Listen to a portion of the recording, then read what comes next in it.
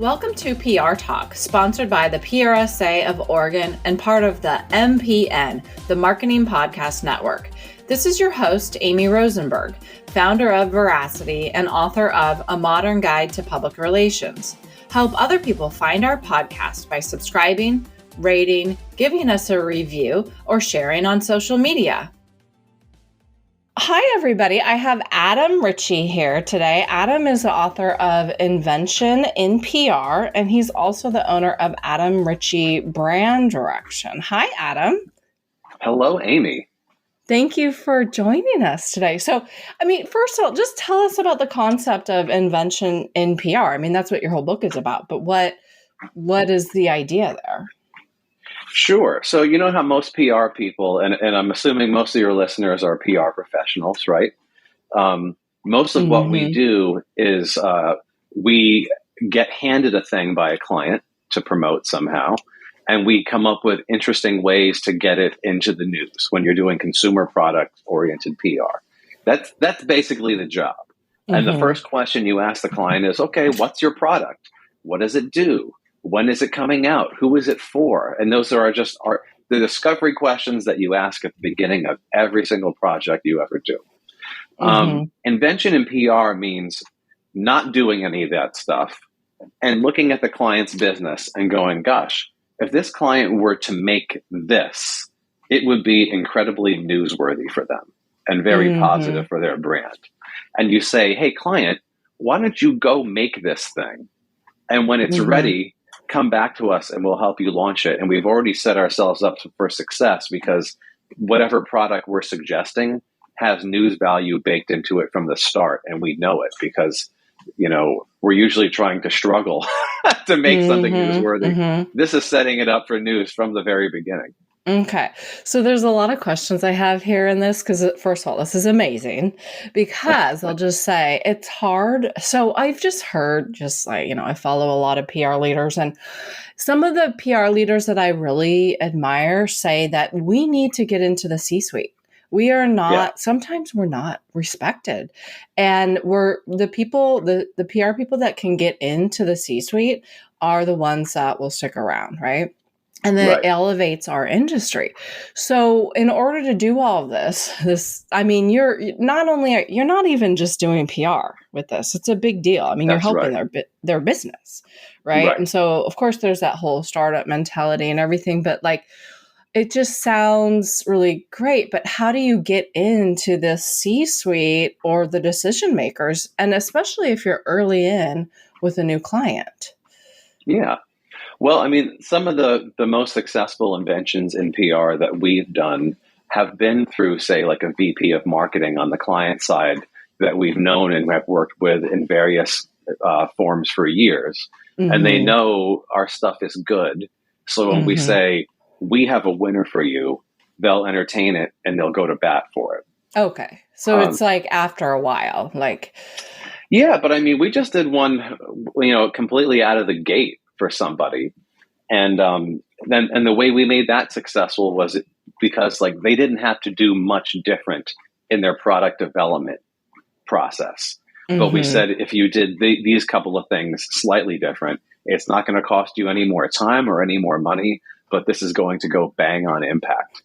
So we made it an easier sell for them rather than asking them to make something really complicated. So I was going to ask you for some real life examples. So I don't know if you can talk about that one. I definitely want to hear about the Mom Squad for sure, which was in your for sure. Yeah. So whatever you want to tell us, but just so we can kind of wrap our heads around that. Yeah. So I was just I keep a list of them as I find them, and I tweet them out to hashtag invention in PR. And it's, this is an equal opportunity approach to public relations, right? Just because Adam Ritchie wrote the book on it doesn't mean he's the only one that gets to practice it. Quite the opposite. When you read the book, you'll see my examples alongside examples that I really like. And some that I think were complete failures too. But I think this is the first time as an industry we're saying, hey, here is this very unique approach to public relations that a lot of us are kind of taking by accident in certain ways. And sometimes the advertisers are taking this approach to public relations because a lot of these examples are coming from ad agencies, but they're earned media products. So anyway, Mm-hmm. I keep a list as I find them and as people mail them to me. And for your listeners, I encourage you, just to tweet them to me, email them to me as you come across this and go, hey, Adam, is this an invention in PR? I love that stuff. And if it is, I'll share it and I'll tag you and everything. But Mm-hmm. one thing, and I date them too. So I'm just going through my list right here just for 2022. Mm-hmm. And let me see here. 2022, and I tagged them invention and PR. Some of them are just marketing ideas too. Oh, here's a really good one. So this was earlier this year. There was a cannabis business that was producing what they were calling Mike Bites, and this was Mm-hmm. a cannabis business owned by Mike Tyson, and they were Mm-hmm. edibles in the shape of a human ear with a bite taken out of Mm-hmm. it. So that was an invention in PR, what we call type 2, a newsworthy creation. They didn't invent Mm-hmm. a new category of snack foods, but they said, if we were to release a snack food in this shape with this angle, this will make national news. And it did. Mm-hmm. Um, I can't laugh at that right now because I'll just say I'm watching Dahmer. Like that's all. So like I'm yeah, not. So let's move on. Yeah. yeah, Just. yeah. Um, I saw one from Flying Dog Brewery where they were destigmatizing old people sex with an invention in PR, another type 2, and this was a moving home temporarily starter pack, which Mm-hmm. had let's say your children were moving home from school or from a job or for whatever reason during COVID maybe, and it was a little hang tag for parents to put on their doors reminding their new college grads or newly home children that their parents need alone time also, Oh, that's awesome. Okay. right? Yeah. So they didn't invent the concept of a do not disturb tag, but they were a brewery that found this social situation. They said, this is an actual useful product. And I scale them and I grade them in terms of, so we talk about the types, and type 1 is what I call pure invention, where they're coming up with a new category. Type 2 is a newsworthy slant on an existing category. And type 3 is transformation. We'll get into that in a minute. Beyond the initial types, the way I categorize them is I give them 2-letter designations. And is it real or is it conceptual, right? So it gets an R or a C.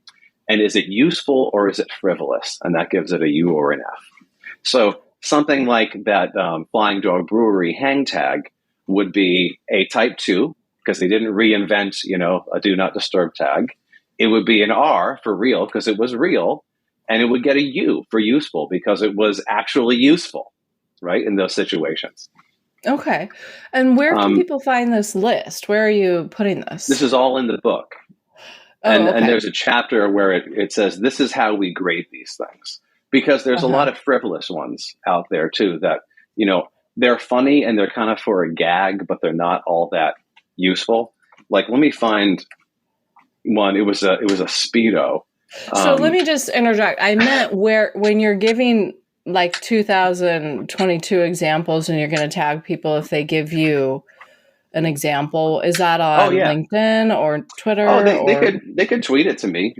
Tweet it to @FontBandit on Twitter. Okay. Okay. Yeah, So, yeah, I mean, how did you kind of get into this early in your career trajectory? I'm sure, and just kind of, and maybe just like a story around how you came up with an idea for invention. Um, sure. I mean, back in, I want to say 2006, 5 or 6, um, the agency where I was working was pitching a major toy brand, and I came up with a version of this classic American toy that was very timely and with a trend that I felt at the time. And if I think back, that was probably the first invention in PR I ever came up with.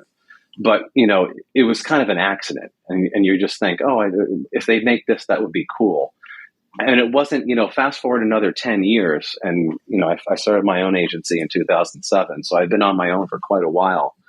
And I came up with this idea to release an album, like a music album, on cans of craft beer brewed to pair with the music, and call them mm-hmm, all the same product. And it was the world's first album on a beer can. And mm-hmm, when I was telling one of the editors at O'Dwyer's, which is one of our industry trades, about this, he said, "Oh, you mean a PR person came up with a product idea? That's newsworthy." And that was the first time I actually thought, like, oh yeah, that is what happened there. He's right. So it kind of takes that outsider perspective to go like, oh, this is what's happening here. That's really interesting because that almost never happens. And I was like, damn, he's right. So then I started thinking like, well, what if you start doing this intentionally? And what if that just goes into your bag of tricks that you suggest to clients, when you step up to that idea creation plate? And why don't we just always make a point of going there and seeing what we get? So that's how invention in PR happened. And then I think PRSSA asked me to speak at their conference, and they asked me to do a talk on pitching. And, you or I or any of the PR pros listening to this podcast would do just as good a job giving a session on pitching as anybody else. It's been done 1,000 times, right, by everybody. And I feel like if you're going to volunteer your time for something, you should make it interesting for yourself to do because it's still your time, right? So I thought like, okay, well, rather than doing pitching, why don't I give this talk called Invention in PR? And I start pulling together some of these examples, and some of it was my work. And I was like, I bet I can find others. And once you start looking, they're all over the place.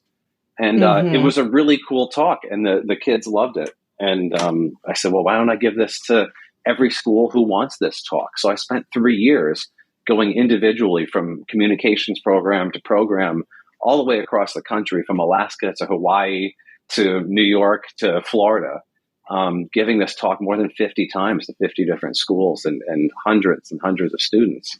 And just watching them get fired up about this thing that they hadn't considered PR could do is just part of this, like, this drive to change the way a generation thinks about this craft so that they, really, really love about it what I love about it, and that they don't get their lunches eaten by their colleagues over in advertising and marketing when they get out. Good for you. Thank you.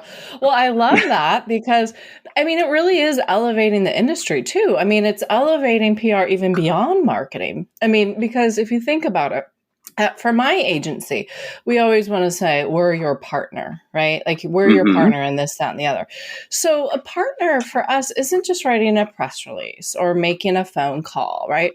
It's coming up with ways to help your business because at the end of the day, we know as PR people that these PR reports that are only about, vanity PR reports, just saying, oh, we got this covered. Impressions. Right. Yeah. Like, how does that actually help? So it's just a really unique way to go about things. And so I thank you for that, by the way. Oh, sure. That's the idea, right? And I always say, like, my mission as a PR pro is to help it transition from this sort of thing that's viewed as a mouthpiece of an organization to the thing that's viewed as the creative engine that drives that organization.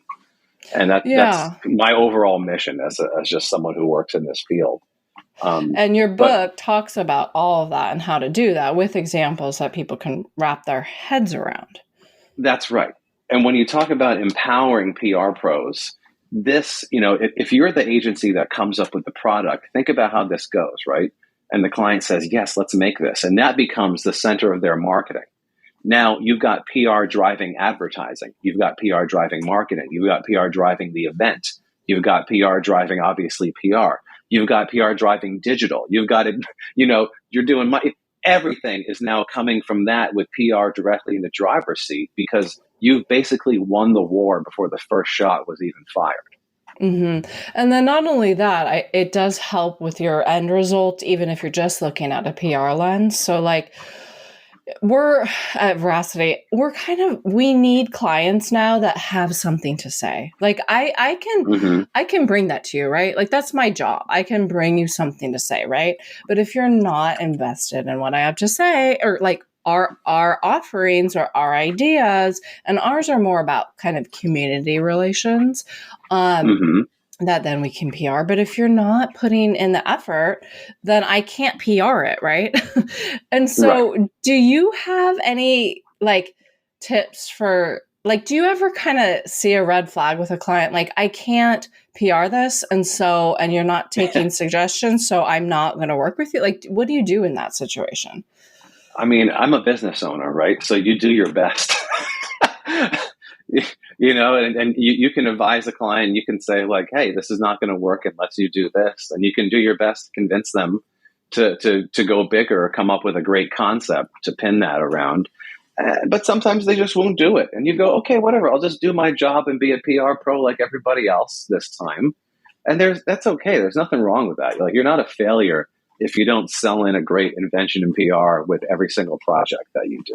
Well, right? okay, Boring work is what makes the world go round. Well, no. So here's the thing. Why I get kind of passionate about it is those relationships don't last, is what I've noticed. So, oh right? Yeah, it's a very vendor relationship. I mean, so anyway, but so you try your best, and then it could fizzle out or not or whatever. Totally.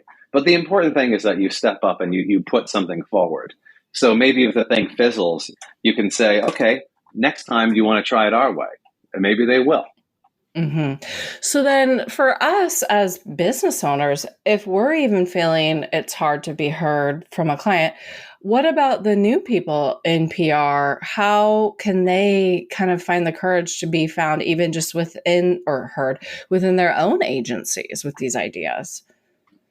Well, it was always the new people. At the first agency I worked at, we would have agency-wide brainstormers for clients. Wasn't always new business. Might have been an existing client that had been there for 8 years, and they just go, okay, we've had the same team on here for years. We need some new thinking. Let's call in other people. And it would always be the AAEs and the AEs or the SAEs that would go to those meetings. And a lot of those ideas were coming from the junior staff. So that was just an example of an agency, welcoming, really truly welcoming ideas from anywhere. And so hopefully other agencies are like that, and that's actually happening. Oh, yeah. Sometimes, a client has a great idea too, and they want you to slap the agency's logo on it so they can sell it in. Because a lot of organizations think that no good idea can come from inside. We must look outside. And your poor client's in a position where they can't even sell in their own thinking. Yeah. So then that's where the real collaboration comes in too. And they have to trust you. Okay. So in the end of the book, you kind of blew my mind in where you kind of switched it. You started to talk about, okay, so there's invention in PR, right? That's where we use our jobs to, I guess help our clients invent, right? Yeah. But what about reinventing PR? That's what you were talking about. Now let's talk about that. Yes. So that is moving PR from this thing that's perceived as you're either like pushing something or you're pulling something, right? It's either product or service promotion or crisis management, right? And either way, it's just like, hey, PR, go tell people about this. Or, hey, PR, try not to let anyone talk about this, right? It's very much that like megaphone icon that people universally associate with public relations. Whereas, can we reinvent it to be more of this engine gear type icon where we say, this is what we will go make, right? That reflects well in the brand. And, you would ask for some examples. I'm just tearing through my document of recent examples here. I saw one the other day, and it was from Coors Light, and they made this thing called the Thirst Trap. And it was a funnel that clips onto a mostly empty can of Coors Light. And it was designed to attract and kill mosquitoes that are out to steal your beer and give you an unpleasant time outside. And that was time for the summer, right? A lot of these are from food and beverage brands, but I like it when it's a hard product that actually, takes some production.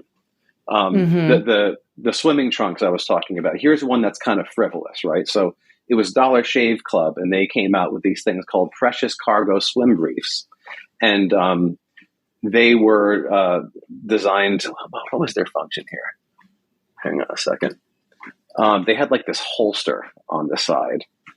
And it was for your sunscreen, your keys, and other things that you want to have poolside by Labor Day, right? So I kind of gave that, it was like a type 1 because it was a new type of bathing suit, right? So I'll give them that. It was real. They did make it, but I gave it an F for frivolous because you're not that problem was not really like begging to be solved, right? Like, oh, I'm wearing a Speedo, where do I put my keys? Versus like, Mm-hmm. I'm a normal person having a beer outside and mosquitoes are eating me up, right? Mm-hmm. Yeah. So like therein So lies some of the difference between like the cleverness and the utility.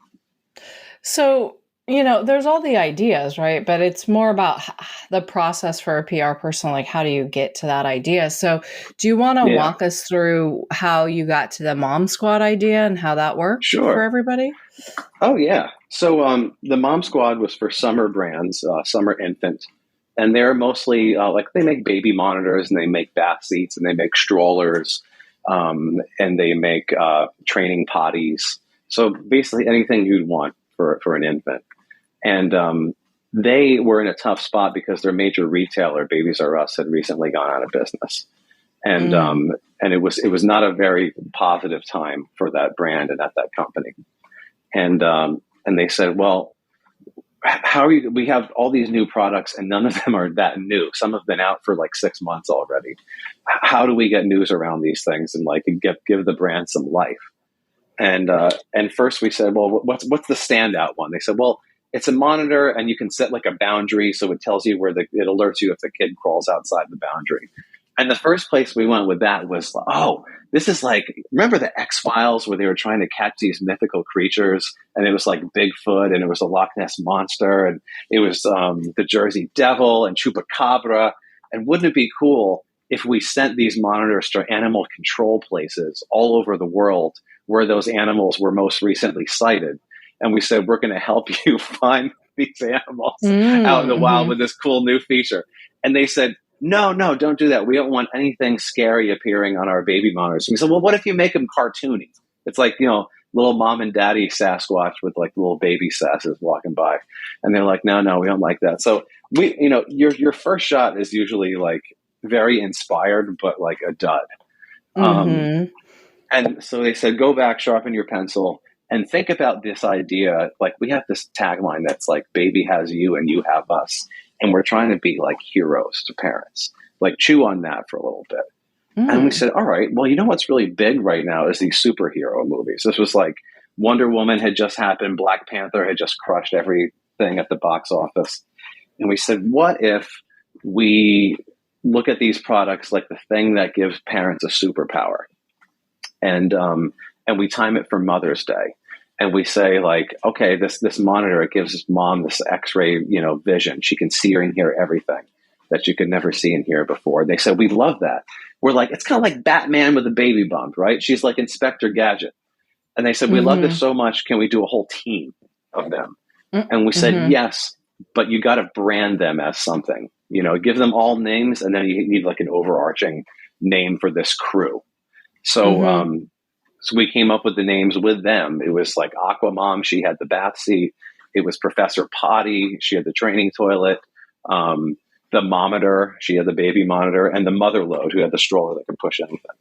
And Mm-hmm. and the client said, okay, let's call them the Mom Squad. And we were like, wow, that's great. I'm not the greatest at naming things. So whenever someone comes up with a good name for something, I'm like, whoa, yeah, that's way better than I could have done. Mm-hmm. So that's what we did. And then kind of in the 11th hour, we said, okay, wait, we want them illustrated by a female comic book artist because we want this to be like not just men illustrating women like they've always done. And each of these characters should be based on a real life pregnant woman from different background, different parts of the country. And, let's take this concept and ground it in reality a little bit and bring this into the real world. And that's what we ended up doing. And that became the Mom Squad. And it was so successful that another agency launched a campaign a year later around a hair care product, and basically replaced like baby gear with shampoo. And it was the exact same thing. It was a diverse group of real life women with a certain type of hair brought together and with their superhero alter egos and illustrated by a female comic book illustrator. So, That's and interesting. that was released by one of the largest agencies in the world after the Mom Interesting. Squad had Yeah. been recognized in all the PR industry awards and everything the year Yeah. before. So the next year we were back with something else. So we kind of had to beat our own idea that someone else had stolen. So So, that's, oh, I mean, it's the sincerest form of flattery, though, right? yeah. So then what were the PR results for that? Not to get it now, that is getting Oh into yeah, the weeds. But again, sure. if we're talking about PR. Yeah, yeah. So we got them in. The first story was in the biggest outlet in their industry for consumers. It's called The Bump, and it Oh, was yeah. a preview of the Mom Squad and details about each character with a backlink to how to order her product. This was Mm-hmm. 100% earned. Not a dollar changed hands. Mm-hmm. It was the type of earned media that looked so good you would have sworn it was advertorial, but it wasn't. Mm-hmm. Just because they loved this idea, no one had done this before. And Yeah, that's well, and just it playing makes within the sense. sandbox. Well, it's just cool. I mean, it totally makes sense. It actually works with the magazine, right? The Bump. Oh yeah, yeah. So, or the Um, online, whatever it was. Yeah. yes. And then we got interviews with different members of the Mom Squad with the Washington Post because they had like a parenting and family type section at the time. So that's my goal with every campaign is like, can we get the biggest fish in the category? In that case, it was the Bump. And can we Mm-hmm. get them outside of their sandbox into mainstream media and pop culture with something like a CNN or a Washington Post, type story? Mm-hmm. So then, do you work with B2B, or is it mostly when you do this, it's with consumer I'm account? doing B2B right now, and it's for a major event around a podcast called Masters of Scale, and it's very B2B. It's where they interview some of the most successful business leaders in the country about what was their secret to scaling their business. And Mm-hmm. in 2 weeks, I'll be in San Francisco with them for their very first summit. And the speakers for that are going to be Bill Gates and Ariana Huffington and the founder of Airbnb and CEO of Netflix. And it's a very entrepreneur startup, raising the unicorn type B2B business. Mm-hmm. But yeah, most of the stuff I do is consumer. Yeah. So were you able, well, anyway, okay. So I was going to ask if you were able to bring in any kind of invention with the B2B, but that's more of an event and it's also a little mainstream since we know the people Yeah, you're that's talking that's about. just straight So up media relations, and yeah, yeah, and yeah. like, and I'll be the first one that's like there's nothing wrong with that. Like PR has this like Mm, problem that I've seen where it's like, hey, we're more than media relations, and it's like, yes, we are. Clearly, we are. I mean, we're inventing products, right? But so many of our bills are paid with media relations that like don't bite the hand that feeds you, PR people, right? Like yeah, when yeah. people need a great media strategy, thank God they think about their PR people. That's Well, our bread and yeah. butter, man. Well, and also sometimes you don't need to go out of the box. Like did you say you have Bill Gates and Ariana? Like you're good. Like Yeah, what right. I else do mean, you need? what am I going to invent around that would draw more attention to that? Like it sells itself. Like, come on, I Yeah, just got yeah. to not screw it up, right? Yeah. Well, yeah, I don't know if you would do that, but yeah, and I Yeah. do think media relations is the foundation of all of it's our foundation. So all the ideas can come, but if we don't have the media relations skills or even wanting to do it, then it's not what is the point? Because I'm sure. That's it. You just nailed it. You nailed it. Oh, Successful thank you. invention in PR starts with that great idea that you've come up with and the ability to place it in the media, right? Thank You you. got both of those things, you are set. Well, yeah. So anyway, I could just talk all day about that. So, last two questions. Is any advice that you would have for new people coming into so let's pretend you're talking to yourself when you came into your career. What Yeah. do you wish someone had told you specifically when you were new? Oh man. I mean, I got a lot of really good advice from people when I was brand new. But I posted about this actually yesterday. It was a bit of advice I had from an old colleague. And he said, hey, having a lot of the ideas is great, but at the end of the day, like you will be better served by picking one, packaging it up, and selling it hard.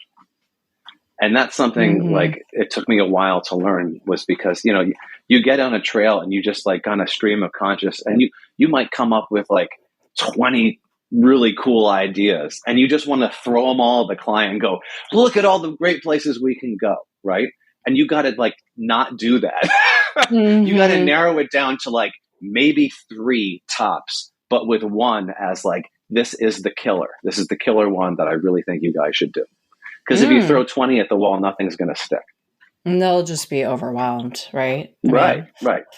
And you will be overwhelmed. That was good advice that I was given, and it, and have put into practice. Yeah. So lastly, how can we get your book? So if you go to inventioninpr.com, there's a landing page there that'll give you a link to the book on paperback. It's published by Routledge, and also to Kindle format on Amazon. And they are working on an audiobook as we speak. Oh, that's great. Okay. Well, thank you. We really appreciate the time, and it's just fun. Your energy is super fun and, motivating. So thank you. Oh, thanks, Amy. I love this. I'm like 20 years into my PR career, and it really just gets more fun every day. And, at the end of the day, it's not about being remembered as like, like the most creative guy or the best media pro or the best leader or the best crisis manager. I want people to remember me as like, that PR guy had more fun than anyone that I can think of. and doing stuff that fires you up and coming up with the ideas is like, that's the pathway to fun and success for your clients too. Right. And we all need it. I mean, internally, so your internal culture will thrive. And then you do have a culture with your clients, and you affect their culture with the way you work. So I think it's beneficial, especially in this quiet quitting age, to just get over ourselves and have some fun. Yeah. Well, the thing, if you're working somewhere and you're thinking about quiet quitting, it's like, that's bad news to start with. Like, don't get yourself into a situation where that even becomes like a consideration if you can help it. And sometimes I do think the only way to avoid that is to do your own thing. And I was very young when I started my own thing. I was 26 years old. And it was way before I thought I was going to. I thought I might do that sometime in my 30s, but here we are like 15 years later, and it's worked out. So, yeah. That's exciting. Well, congratulations on everything. I'm in trouble, right? Yeah. Well, I don't know. I mean, there's a time for everything. And if we all, that's true. You've done, sometimes we can just say, you know what, we love it. And anyway, well, thank you for your time. And I hope everybody checks out your book and follows you on social, because it is inspiring. Thank you, Amy. Thanks for listening. For more PR insight, be sure to check out Amy's book, A Modern Guide to Public Relations, at prtalk.co. Also, please subscribe, rate, or leave us a review.